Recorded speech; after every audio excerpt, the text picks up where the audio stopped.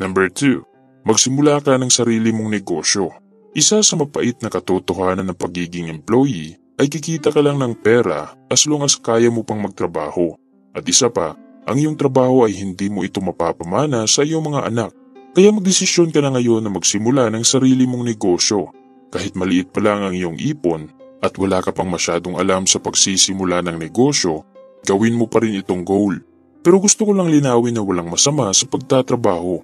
Kung nag-i-enjoy ka sa iyong ginagawa ngayon, nakukuha mo lahat ng iyong pangangailangan gamit ang income na galing sa iyong trabaho at nakakaipon ka pa rin ng pera, maganda yan at magpatuloy ka lang.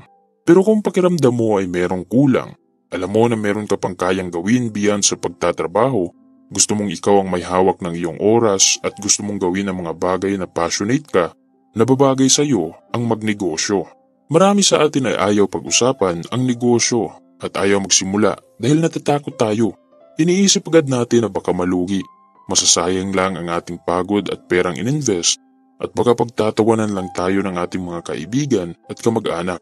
Pero kahit posible na malugi at mag-fail ang isang negosyo, posible rin naman na mag-succeed ito.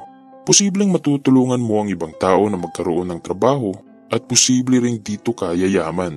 Nahihirapan tayong magsimula dahil ang iniisip lang natin ay ang risk at nakakalimutan na natin yung malaking reward. Para sa akin ay mas risky yung wala kang gagawin ngayon at patuloy lang na iasa sa trabaho ang iyong income. Di bali nang maliit ang iyong negosyo as long as meron kang freedom, nagagawa mo yung mga gusto mong gawin at naibibigay mo ang pangangailangan ng iyong pamilya at ng iyong sarili habang hawak mo ang iyong oras. Kaysa yung meron kang stable na trabaho pero pakiramdam mo ay hindi mo na i-express ang iyong potensyal.